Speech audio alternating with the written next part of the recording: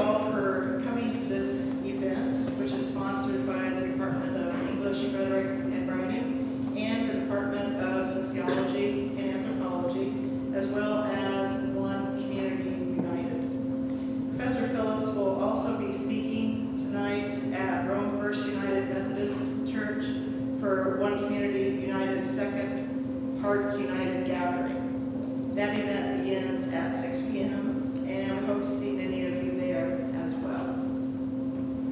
It is my honor now to introduce to you Patrick Phillips. Patrick Phillips is the author of 3 collections of poems: Chattahoochee, winner of the Kate Tufts Discovery Award, Boy, an Elegy for a Broken Machine, a finalist for the National Book Award. Additional honors include a fellowship from the National Endowment for the Arts, a Guggenheim Fellowship, a Fulbright Scholarship to the University of Copenhagen, the Lyric Poetry Award from the Poetry Society of America, and the American Scandinavian Foundation's Translation Prize. Professor Phillips teaches at Drew University and lives in Brooklyn, New York. He was born, however, in Atlanta, and as a teenager moved with his family to Forsyth County, Georgia, a place he would later write about in his historic work, Blood at the Root, a racial cleansing in America, revealing a local history of horrific injustice and racial terrorism. Brian Stevenson, director of the Equal Justice Initiative, author of Just Mercy, and a recent visitor to Barry, wrote that nothing undermines social justice more than our collective ignorance about the racial terrorism that haunts too many places in America. Blood at the Root is a must-read, thorough, detailed, and powerful. It's a story we need to know and never forget. Patrick Phillips' concern regarding enduring inheritances of what's brought over generation to generation, father to son, extends to his poetry as well. In Doe, for instance, the speaker remembers his father taking him hunting, how after he'd killed his first deer, a pregnant doe, all he could do was watch as the wet velvet leg of something alive slid from the spattered white haunches, how he felt the sticky stripe of blood burn when his father touched his forehead, his rough fingers making what he knew was a sign. A sign, he first thinks, means manhood or forgiveness, but in fact is an initiation into a much more troubling awareness. In his poem, Mercy, the speaker teaches his own sons a wrestling game he played as a boy with his brother, not knowing what it was until too late he'd done, when his youngest son cries out mercy in his own voice, as the speaker says, I watched from deep inside my father's skin. But even as his work explores the inheritance of cruelty or indifference that can occur within a family or county, he also shows the capacity for love, for forgiveness, for a human connection in the face of trauma. In one poem, after a husband's devastating cancer diagnosis, the couple sneaks away from their family to the movies, where the speaker can imagine this couple as parents, the old wife whispering everything twice, the old husband cupping a palm to his ear as they sat in the dark holding hands.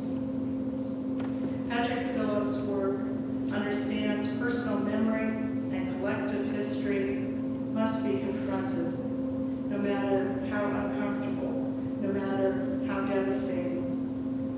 Only through acknowledging the hurt and violence of our past and present, as well as our own culpability for others' terror, can we hope to cultivate empathy rather than division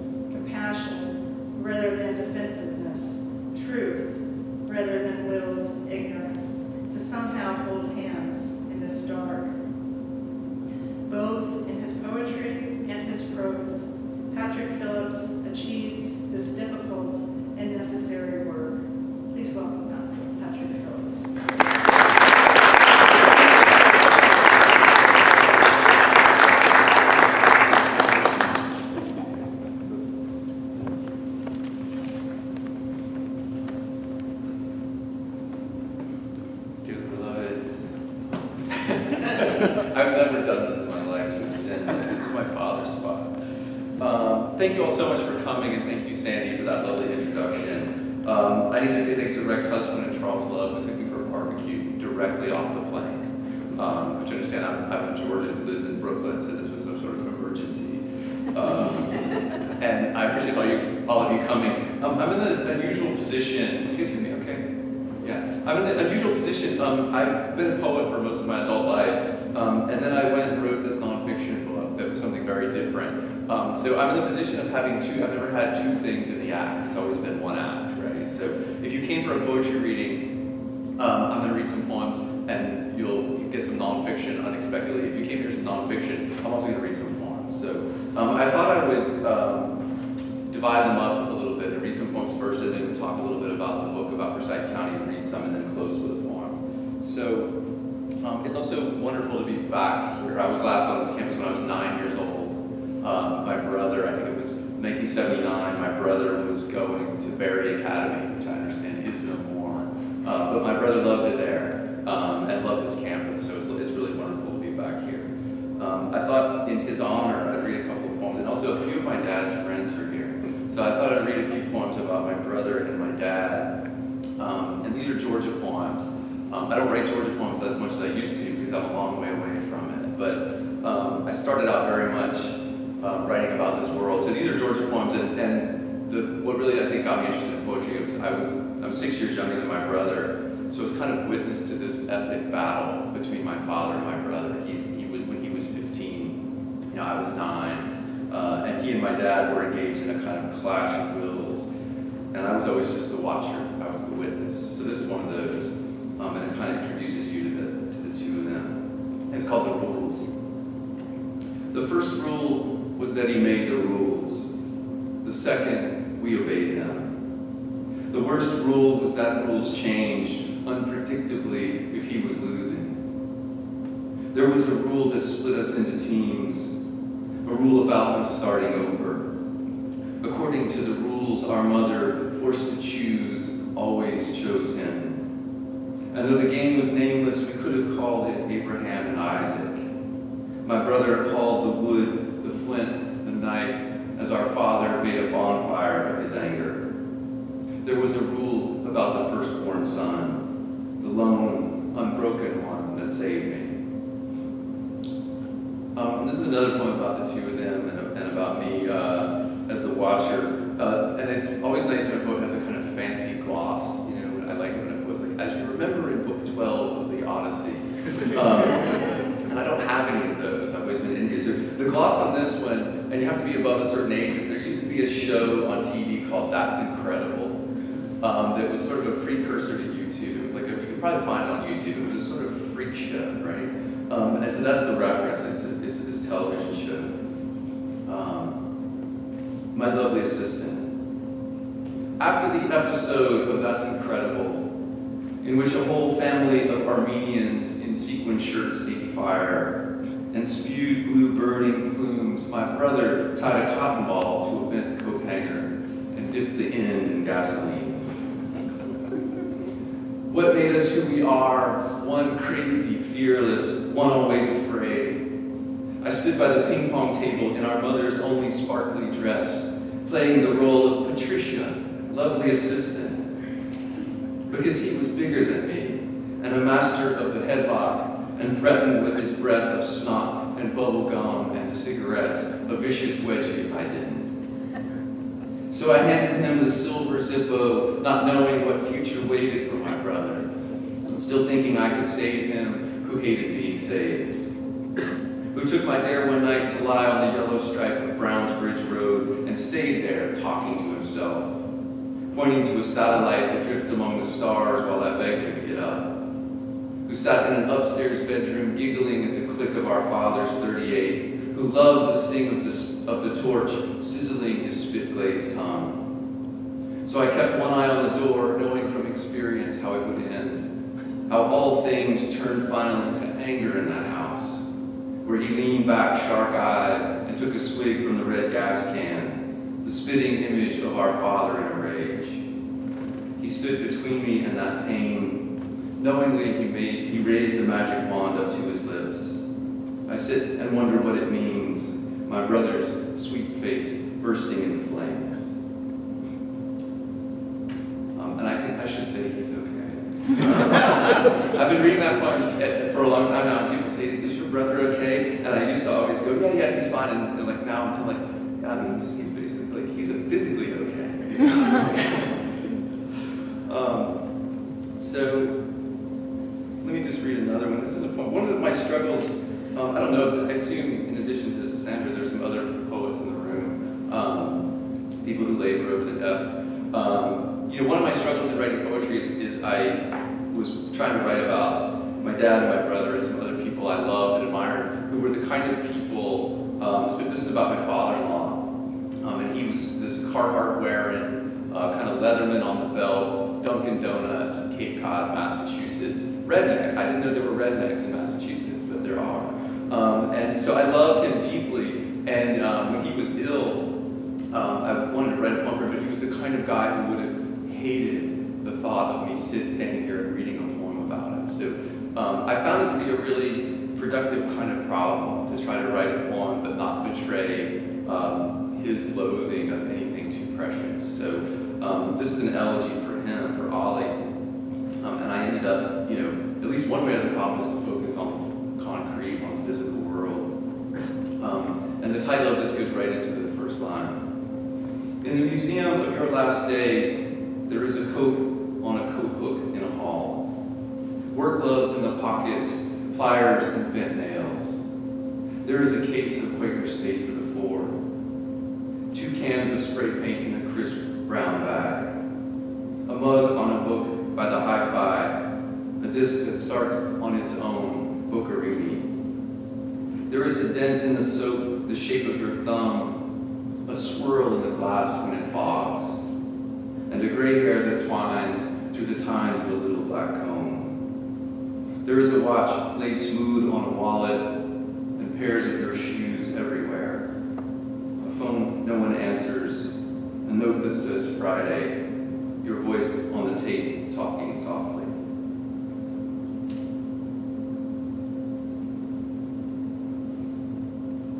So this is the poem I was worried about reading from a pulpit. You'll see why in a minute. But I was assured I wouldn't be the first to blaspheme, so apologies. It's actually about a minister. It's about a kind of, this is a poem about my friend Nathaniel in high school. And it grew out of that experience when I have a teenage son now who's about 16. And it's that moment when your friends start leading you into the houses of other people and you start seeing kind of behind the curtain of other families and the complexities of other relationships. And this was one, I had been thinking about Nathaniel and his father for probably 20 years when I wrote this. I hadn't seen either of them. And Nathaniel lives in Athens, so I hope he's not anywhere here. Beat the crap out of me. It's called Nathaniel. Whatever it was that made the Reverend Barker stoop that way, it meant no matter how much he screamed at my friend Nathaniel for being late, for not raking the leaves, or for raking the goddamn leaves the wrong goddamn way. He could only ever scowl at the tops of his wingtip shoes, or at the cuffs of the black wool suit he always seemed to be wearing when he thundered into the yard, or down the stairs, or through the little speaker of some payphone we huddled around. God damn it, Nathaniel, I told you. I told you, Nathaniel, God damn it. His fury repeating so precisely it became a joke, we hollered through the halls, changing my friend's name to God damn it, Nathaniel. As in, where the hell's God damn it, Nathaniel? I told you, God damn it, to get me a Coke. Which was stupid but funny at 14, and still just as stupidly funny at 19, when we'd yell across a bonfire, don't bogart that joint, God damn it, Nathaniel. Haven't I told you to pass the ball when you're through? Which is still funny to me, even now. Even though I look back and see, as I could not have seen then, that Nathaniel's father stooped that way because he was dying, because cancer was eating his liver, and because with each day, it became both more urgent and more unlikely that he would ever manage to say whatever it was he meant when he'd sit at the kitchen table or grip the black phone Or stand in the darkened driveway after we'd all gone home, staring at the ground and saying nothing to his sweet, beloved boy. But God damn it, Nathaniel, listen to me. Listen, God damn it. God damn it, Nathaniel, now listen. I read that poem at Georgia Tech, and this guy came up to me afterwards, and he's like, I love your poems. And he said, I get high in the woods all the time. And I thought, I had found my perfect reader. So just a few more poems, and I want to talk a little bit about the nonfiction book. This is, I wrote a lot of poems that were about my father as kind of the villain in his family drama, which he was for a long time. And then I had this crazy thing that changed me, which is I had 2 kids. I have 2 sons now. And it makes you much more forgiving of your parents, right? As soon as you try it yourself. And I found to my amazement that I started writing what are really kind of love poems to my father and mother, and this is one of those. So it's also a poem about marriage. It's called Matinee. After the biopsy, after the bone scan, after the consult and the crying, for a few hours no one could find them, not even my sister, because it turns out they'd gone to the movies. Something tragic was playing, something epic, and so they went to the comedy with their popcorn and their cokes. The old wife whispering everything twice. The old husband cupping a palm to his ear, as the late sun lit up an orchard behind the strip mall, and they sat in the dark holding hands. And while I'm on love poems,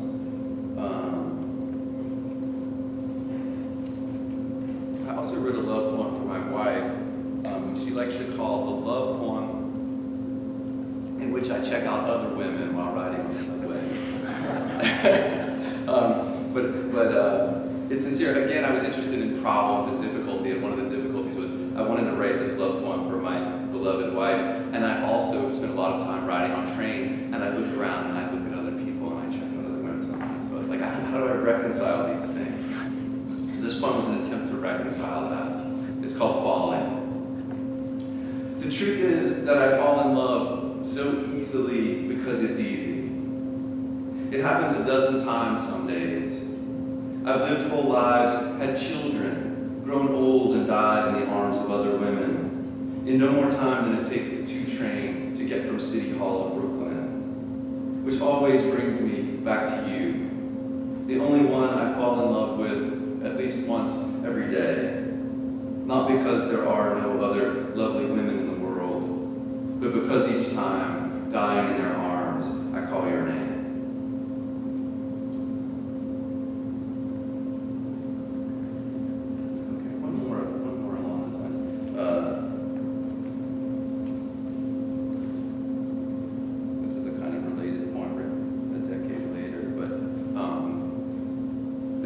I live in the city now, and I work in New Jersey, so this is a New Jersey poem. Mattress. We wrapped it in plastic and strapped it with duct tape. We wrestled it out to the curb, where dusted with snow, it slumped like a body. The garbage men fed through the mall. Of a truck that they drove out the tunnel to Jersey, to the dump where 1,000 gulls keened, hovering over that map of old stains where we dreamt and read and made love, where we sweated out fevers and fought and gave up, and once gazed at our blinking 3-day-old babies, never thinking it would end full of maggots and fleas, full of suckling rats and blind moles, or whatever out there sleeps where we slept as it sloughs its guts into the dirt.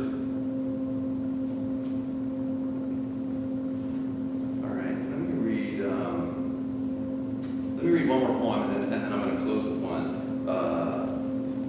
This is a poem about, let me find it. This is a poem about, also a Georgia poem. My parents retired to the Georgia coast. They live on Jekyll Island now.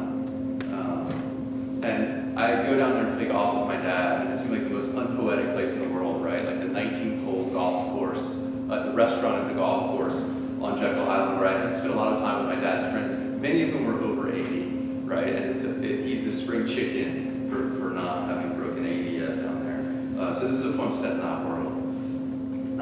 And again, the title goes into the first line. It's called My Father's Friends. My father's friends sip natural light and make these little grunts as they unwind the ace bandages and braces from their elaborately wrapped legs, while a waitress at the 19th hole recites the specials for the second time since we came in, half yelling at the group of cranky, stooped old men who every year give less and less a shit what anybody says. Their menus out at full arm's length as Tom Barnett, the doctor, frowns and squints through whatever's left of his torn retina, as Wonder grimaces and orders nothing, as Gary, the ex-pilot, lets a loud, horrendous fart that no one even seems to hear but me. The kid at 40, still awkward and self-conscious in their midst, like some scientist in a herd of big bull walruses, watching as they chuff and graze the last sun chips, debating which funeral was best and which a sham, and which dead friend was, let's be honest, rolling over in his fucking grave. Which is when the conversation always fades, and they stare off at a screen so far across the room that no one even sees the hit or pitch or photo finish I keep going on and on about. Though out of courtesy to me and to my father, they just smile and pretend. So exhausted are they by my cheerfulness and my quick wit and my long, bright futures plain, goddamned irrelevance. All right, this is that moment in Monty Python when they say, and now for something completely different. Maybe not completely. As Sandra was so kind to say in that lovely introduction, Sandra mentioned, I wrote this nonfiction book about Forsyth County, Georgia, and I've been going around the country for the past 8 or 9 months talking about this, and normally I have to do a fair amount of introduction about what went on, but I assume reading in Rome there are more people who are somewhat aware of Forsyth County and its history. But just in brief, for people who don't know, it's a place that was one of the notorious white counties in America up until really the early 1990s. And my parents moved there in 1977 when I was 7 years old. And at that time, it was a place where if a UPS driver had a flat tire in Forsyth County, a black driver would be, quite likely to be set upon by whites in the county for simply being across the county line. It was a place where, if there was an African American employee at a company who did for some reason come into the county, he or she knew that after dark, you had to get out before dark, before sundown. And this was, when we moved there and I was 7 years old, we had moved from Northside Atlanta, and I remember asking kids on the school bus why, and the only word, the N-word was the only word that I ever heard anyone use for people of color there, including my school teachers at Cumming Elementary, the adults and kids of the families that we knew. And I asked the kids on the bus, where was this coming from? Why did they hate black people when the place was completely white? And it was the first time I was told the story, and the story went, as told by kids on the playground, that, a long, long time ago, a white woman had been raped by 3 black men. This was the legend. And that in the wake of those events, the white people all banded together and drove out the entire black population of the county. And this, I was told, was why it was still all white up to that point. And this was enforced all through the time we lived there. So the book really grew out of my finally turning and taking a deep interest in figuring out not the mythology, not the story, but what were the facts, what was the reality of what happened that led to this event, and this thing that I could see all around me when we were living there was still a real thing. So I'm going to just read, it's a long book. I took 10 years and 300 pages to tell the whole story. This is the part where an author goes, Amazon.com, blood of the root. It's all in there. But I'd love to give you a little bit of a sense of it in that it's just hitting a few of the high points. So this is from the very first few pages of the book. All night as May Crow drifted in and out of consciousness, searchers called through the pines, the sound of her name rising and falling in the drone of the tree frogs. There in the woods along the Chattahoochee River, in the Appalachian foothills north of Atlanta, she'd been beaten and left to die, and now lay too bloody and breathless to answer. Near dawn, as the first rays of sunlight dappled the gully, a farmer who'd known May all her life came stamping down a narrow footpath. He stopped in his tracks, turned, and hollered for the others to come. By the next day, September 10th, 1912, the Forsyth County Sheriff had arrested 3 young black suspects. And while it would take 2 months and 3 separate deployments of the Georgia National Guard before Ernest Knox, 16, and Oscar Daniel, 18, were formally tried, convicted, and sentenced to hang, for the 3rd prisoner, 24-year-old Rob Edwards, death came quickly. When a rumor spread that Big Rob had confessed to the crime, a group of white farmers stormed the county jail and, according to one witness, shot Edwards as he cowered in his cell, then bashed in his skull with crowbars. Others say Edwards emerged alive, pleading for mercy, and died while being dragged from the back of a wagon, a noose cinched tight around his neck. As spectators streamed toward the town square, someone lobbed a rope over the yard arm of a telephone pole and hoisted Edwards' limp body skyward. People took turns with pistols and shotguns, and each time a load of buckshot spun the mutilated corpse, the crowd of hundreds roared. There was nothing unusual about the lynching of a black man in Georgia in 1912, and the next morning the sight of Edwards' body seemed to satisfy those most hungry for vengeance. But a few weeks later, newspapers reported that May Crow had weakened and died from her injuries at the age of 18. On the day of her funeral, groups of white men gathered at crossroads all over the county. They were quiet and respectful all afternoon, according to one schoolmate of May's. But when darkness fell, she said, quote, all hell broke loose in Forsyth County. That was the night bands of white men set out on horseback, riding toward the little clusters of cabins that dotted the woodlands and pastures along the river. Using post-it notices, rifles, torches, and sticks of dynamite, they delivered a message to their black neighbors, including many they had known and worked with all their lives. The black people of Forsyth County could either load up and get across the county line before the next sundown, or stay and die like Rob Edwards.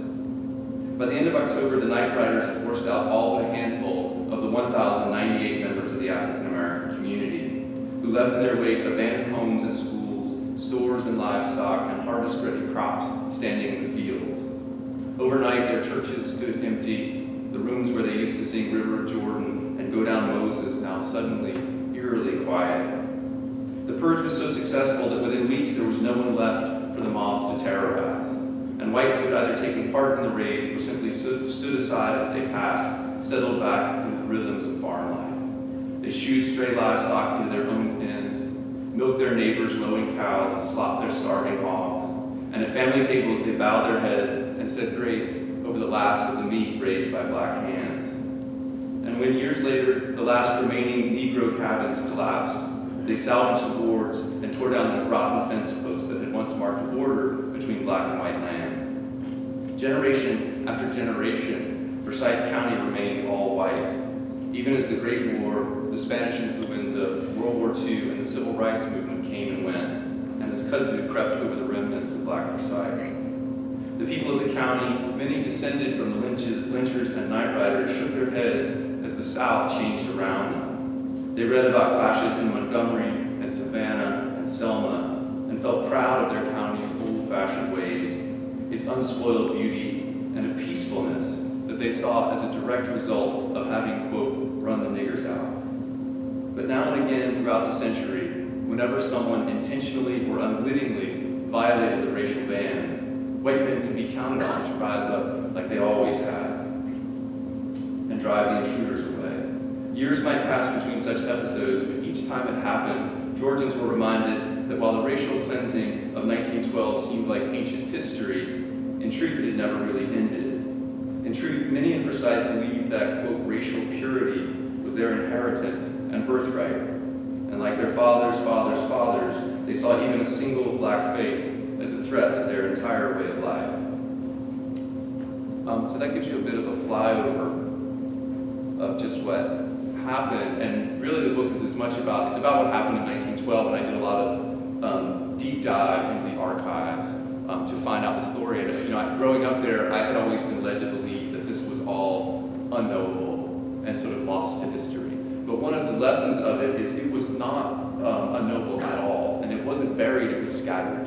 And it took only a very small amount of hustle to go to the Georgia Archives at Morrow, to go to the basement of the county courthouse, to get on Ancestry.com and locate descendants of these families. Many of them were in Hall County. Many of the people I ended up interviewing for the book were living in houses I had driven by many times as a teenager. But no one had ever talked about any of this. None of my teachers talked about it. There's no marker anywhere in the county of any of this having happened, and nobody in Hall County told me that a substantial part of the Black community there was made up of refugees from this purge in Forsyth. I discovered that so the book is both about what I discovered about what happened in the fall of 1912, but it's equally about the shadow cast by those events. And I became fascinated by the mechanisms by which this was erased. How was it that this was so completely forgotten by the white community? So this is just a little bit more about that mechanism in 1912. And I should say, while I was writing the book, it was kind of it was kind of impossible for me not to see echoes of everything I was learning about 1912 in the headlines from 2014, 2015, 2016. The man who was lynched on the Cumming Square was Rob Edwards. He was a large man, so he was known as Big Rob. And around the time I was learning that fact, Michael Brown was killed in Ferguson. And as I listened to all of his friends and family and neighbors talking on TV, they kept talking about Big Mike. Big Mike was the phrase they used over and over again. And in the same way, around the time I was learning about the way the Night Riders work, and that they targeted churches, there was an attack in Charleston that people know about, and more recently there was an attack in Greenville, Mississippi, of the burning of a church. So this is all coming from a very, very old playbook, focusing on churches, and I say this, with a heavy heart in a space like this. So this is about that. The Night Riders fired shots into front doors, threw rocks through windows, and hollered warnings that it was time for Black families to get. But of all their methods, torches and kerosene worked best, since a fire created a blazing sign for all to see and left the victims with no place to ever come back to. In mid-October, the Augusta Chronicle reported that, quote, a score or more of homes have been burned during the past few weeks, and 5 Negro churches. The arsonists must have been terrifying wherever they attacked, but for Forsyth's poor Black farmers, the burning of churches was a true catastrophe, striking not just at the community's spiritual home, but at what W.E.B. Du Bois called the social center of Negro life. In 1903, sitting in his Atlanta University office just 40 miles south, Du Bois had described Georgia's rural Black congregations as the most characteristic expression of African character in the entire community. The erasure of such places from the map of Forsyth was complete. Today, all that's left are a few scant details about the dates on which churches were founded, lot numbers for the land on which they stood, and the names of a handful of ministers and worshipers who once gathered there. Faint traces of other Black churches are tucked away in handwritten ledgers at the state archives, in the collections of the University of Georgia in Athens, even in the basement of the Forsyth courthouse, where a cardboard box atop a metal filing cabinet still holds deeds for the land on which Black residents once founded Mount Fair Church, Shake Rag, and Stony Point, about which nothing is known but names and approximate locations. All that can be said for certain is that again and again in the fall of 1912, white men sloshed gasoline and kerosene onto the benches and wooden floors of such rooms, then backed out into the dark, tossing lit matches as they went. All over the county, beneath the ground on which Black churches stood, the soil is rich with ashes.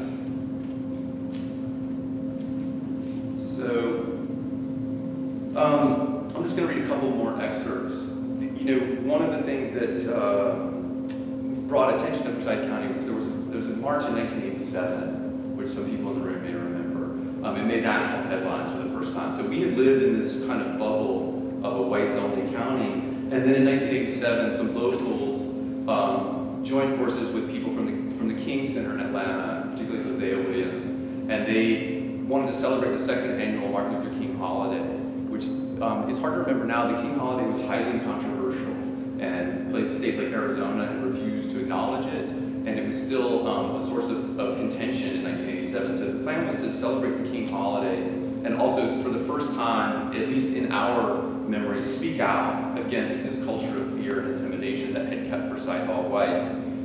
And it was a really modest plan. 75 marchers, a group that included my mother, my father, and my sister, marched along Highway 9 incoming, and we're gonna go into the town square, and we're gonna hear some speeches from people like Hosea Williams. They were met almost immediately by a mob of whites who came out with signs that said things like "racial purity is Forsyth's security" and "keep Forsyth white." And this made headlines all over the country. Really, the news footage went all over the world. And people like Hosea Williams said that we have a South Africa right in the backyard of Atlanta.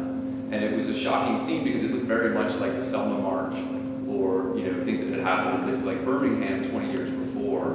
But this was all happening in the late 80s. So in the wake of that, the governor of Georgia convened a committee to try to find out what had happened in 1912 and try to get to the bottom of the racial injustice. And that made a lot of headlines at the time, but they worked together for a year. And one of the things that didn't get a lot of attention was at the end of the year, they filed a report to the governor on the question of land reparations and on the question of land theft. And I dug that thing up out of the archives, and my jaw dropped when I read the report. So this is a little bit about what a year of work on a biracial commission, people from the King Center and people from Forsyth County, whites from the local leadership, what they filed for the governor. The coming Forsyth Biracial Committee, this is what it was called, met many times over the next 10 months, tasked by the governor with improving race relations in the county. The most striking thing about the official report the committee submitted to Governor Harris on December 22nd, 1987, is that it contains not one set of findings, but two. One position paper written by local white members, and another written by the coalition's mostly black, Atlanta-based members. In other words, even after working together for almost a year, the two races were as divided as ever in Forsyth. And above all, on the very first issue they discussed, reparations for the victims of 1912. Not surprisingly, white members of the committee, many of whom owned large amounts of property in Forsyth, rejected the idea of returning land and paying monetary reparations. And they wrote at length about the fear this demand had stirred up in the local community. Committee Chairman Phillips, a coming title attorney, vehemently denied that land had been stolen in the first place and went on to claim that the exodus of blacks in 1912 could only, quote, be partially attributed to white violence. Forsyth members said in their position paper that, quote, racial incidents allegedly drove a substantial number of blacks from the confines of Forsyth County. But they claimed that, quote, economics played an instrumental role in the black exodus. They argued that the advent of the boll weevil, which actually arrived in Georgia in 1915, early signs of the Depression, which 1912 to the Depression is quite a stretch, and, quote, the shifting of the black population to Atlanta certainly had an equal impact upon blacks leaving. In their view, most of Forsyth's 1,098 black refugees, quote, voluntarily relocated. Despite the denials of men like Phil Bettis in 1987, when journalist Elliot Jaspin went looking in 2007, he discovered a mountain of evidence that the land of black owners had been plundered as, quote, abandoned lots were slowly, quietly absorbed into the property of their former white neighbors. Ironically, the written records of these thefts were housed in the basement of the county courthouse, just below the rooms in which the biracial committee met. Nonetheless, the position paper written by Forsyth whites concluded that the charge of unlawfully taken land is an allegation without sufficient foundation in law or fact. Today, many of those same lots were home not to chicken houses, cow pastures, and hog pens, but suburban housing developments filled with billion-dollar homes. What was once taken with a wink and a nod at the county courthouse has now become some of the most valuable real estate in all of metropolitan Atlanta, in a place that is among the top 25 wealthiest counties in America.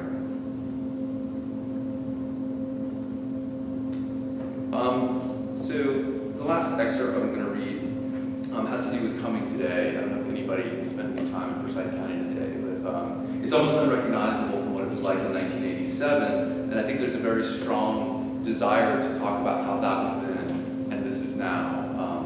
But when I went there, if I had any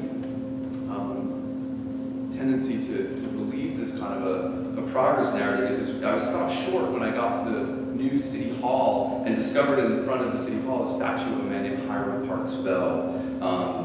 And this is a little bit about him. If you drive around Cumming today, you'll you'll see more than a few black and brown faces among all the white ones. People of color working and shopping in Forsyth County stores, walking the streets of the town square, and sending their children to local schools. What you won't find is a single trace of 1912 or any acknowledgement of the racial cleansing that defined the county for most of the 20th century. Instead, the timeless, placeless veneer of American suburbia has so completely covered over the past that not even the young black men and women working the cash registers of the county seem to realize that Forsyth was, quote, whites only just a few decades ago, or that the ground under some of its subdivisions, malls, and big box stores once belonged to earnest, hardworking black farmers. And how could they know? There's no memorial to the lynching of Rob Edwards. There are no photographs of black leaders like Joseph and Eliza Kellogg, Levi Greenlee, and Bert Oliver among all the Confederate portraits at the County Historical Society.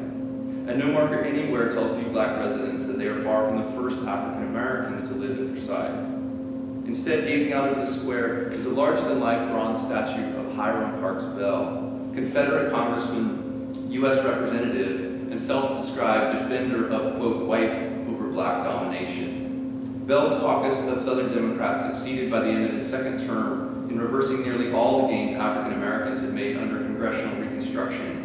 And to the end of his days, Colonel Bell was proud of having stopped what he called a folly, this attempted social revolution to place the African upon an equality with the Caucasian. So if you know anything about Reconstruction, there was a period when African Americans made incredible strides and had elected representatives and actually had access to our courts and our laws for the first time, legal protection. And Colonel Bell was among the Southern Democrats who were responsible for disbanding the Freedmen's Bureau and really dismantling most of the gains of Reconstruction.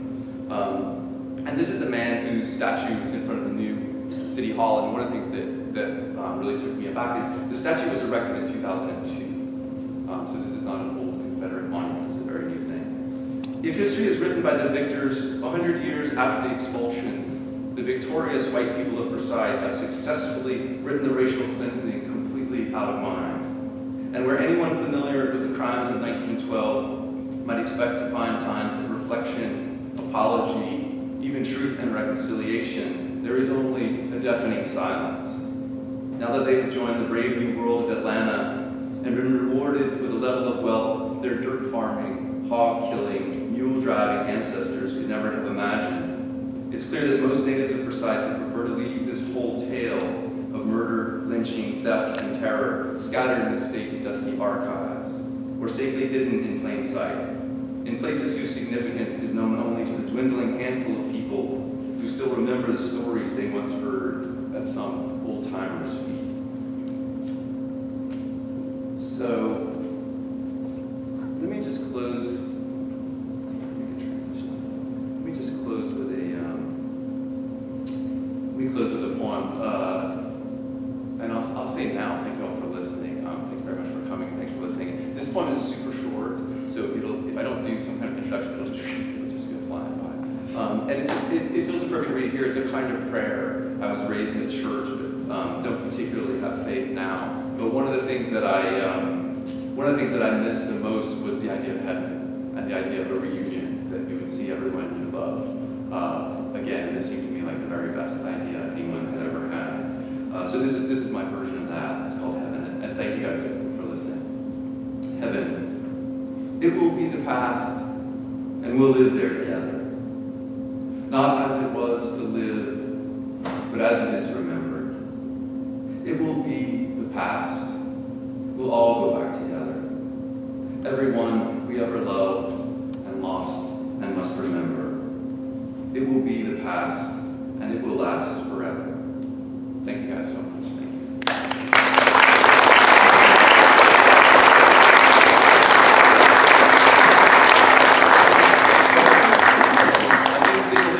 Anyone who needs to go should go.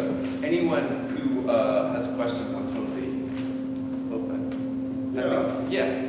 Patrick, I hope there's necessary forthcoming, because this is a little loaded for a short answer, but two questions. One about the poems and one about what I heard you speak to briefly on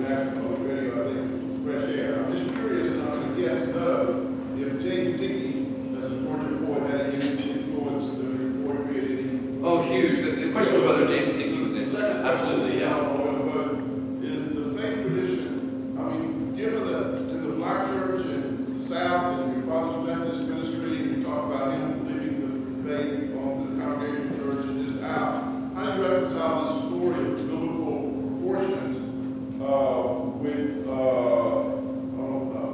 mean, obviously, the point is, you want to have that your spirituality is down your point, but that the faith tradition, and just if you can speak to that a little Sure. bit more about how you love faith.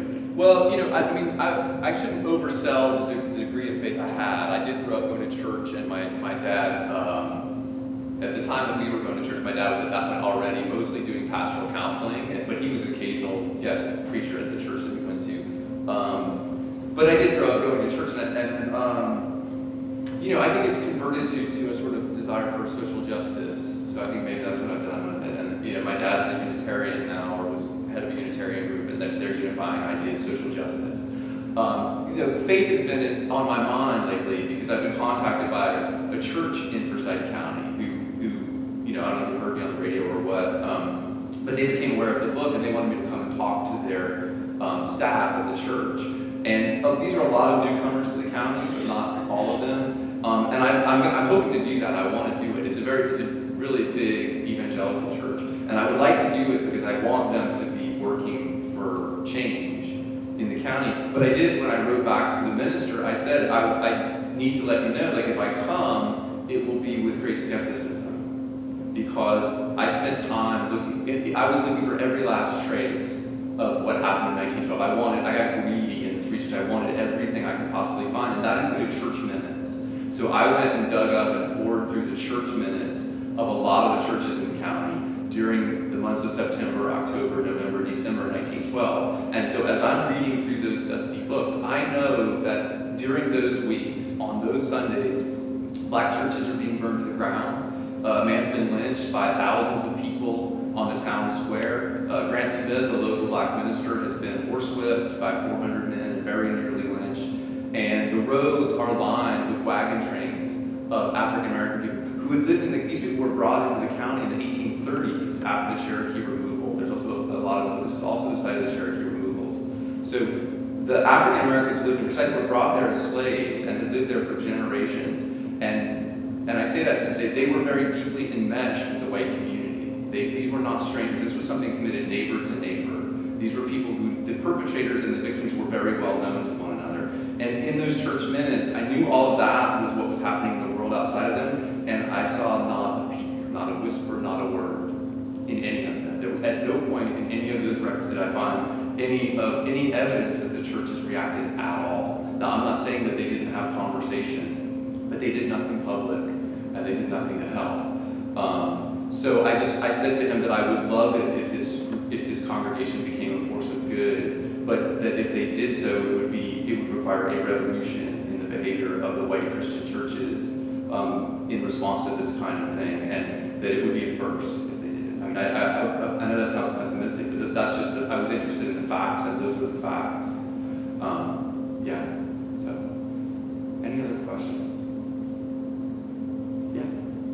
Lynchings happened all the time. That's true. What was it about Forsyth County that led to this hemorrhaging of violence? Well, you're absolutely right. The lynchings happened all the time, and there are records of 4 lynchings in Rome, including one that happened right downtown, the Central Hotel. I did a little looking into that, and I'm sure there are people here who know more about it than I do. But whenever I go somewhere, I try to look into the question of racial violence, and I haven't yet been anywhere where I didn't find some episode in the newspaper archives. Or this is certainly a regional Southern problem, but also not just a Southern problem. It happened all over the country, and I can highly recommend.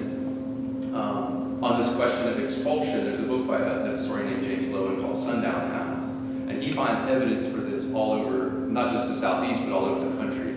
I think, I do look at this in the book because Forsyth County provided a really interesting kind of controlled experiment in the Chattahoochee River. Now it's Lake Lanier, but then the Chattahoochee River ran between Hall County on the eastern bank of the river and Forsyth on the west. And during these months, Hall County was trying to do this too. There were bands of night riders in Hall County. There were attempts at the same kind of purge. It's really interesting because it worked in Forsyth County and it was stopped in Hall County with occasional flare-ups in the 20s. And so I looked really closely at what happened in Hall County. And in Hall County, the sheriff, the local sheriff in Forsyth County was a future Klansman. He was a very big part of the problem. He's the face of the law, but he also founded the Sawney Claiborne of the Klan, and seems to have been very complicit with the mob, which is not uncommon in the Jim Crow era. In Hall County, the sheriff was a man named Crow. He was actually a relative of the girl whose death had started all of this, and yet he spoke out. He said, "We're gonna crush this thing in its infancy," is what he told newspapers, and he pursued and arrested and jailed the first night riders he could find. They were convicted, they went to jail, and their names were printed in the front page of the paper, and it stopped. And to me, that's one controlled experiment. But and later there were people in Forsyth County who said if we could have gotten to a few of the early cases, that these cowards would have stopped doing this. So I do think it was complicity of some of the more, this was something carried out by some people further down the socioeconomic spectrum, but with the complicity of people like the sheriff and some of the wealthier people in the community. And in Hall County, where there was this concerted effort to enforce the law equally regardless of race, it stopped. So I think, I don't want to oversimplify, but on some level, I think the solution wasn't actually all that complicated. What if you actually prosecute people for crimes committed against black victims? In 1912, in Hall, that was rather revolutionary, but it turned out to be enough to stop it. So, all of this has me concerned about our current debates about policing. I think they're at the center of all these things. Yeah? So, in your research, what did you find out about the case itself? About the girl? Yeah. Yeah, I will confess, I began this hoping to solve the crime. And if I were writing a novel, I could have come up with a bow, tied up in a bow kind of ending. Writing nonfiction doesn't always work that way. So I have some suspicions about who killed her. I don't put them in the book because I think because I was having grown up in the county, I had been subjected to so many distortions and so much lying about this that I didn't put a single thing in the book that I couldn't back up. I didn't want anything in there that I couldn't document. So outside of that, there were rumors in May. I talked to a lot of May Crow's descendants, and there were rumors in the family that she was engaged to a young man, and all people said was his last name was Castleberry, and like there are a million Castleberries in the county. And she was 18 and turned 19. She was engaged to a young man who was 20. He was Castleberry. There's no way to know whether, but that's not mentioned. The fact that she had a fiance is not mentioned in any of the cases, so he seems like a possibility. One really suggestive thing is that a month after these two teenage boys are hung, after Rob Edwards is lynched, and after virtually all of the black community has been expelled, there was another attack on a white farmer in almost the exact same spot and in almost the exact same way as what happened to May Crow. So there's a strong suggestion that there was somebody out there, knocking people over the head in the woods. But that, I think it was too radioactive for people to sort of suggest that because it had all been laid at the feet of these three black men. But ultimately, it's a mystery. I'm not sure anybody can say exactly what killed her. Any other questions? All right. Thank you guys so much for coming. Thanks for listening.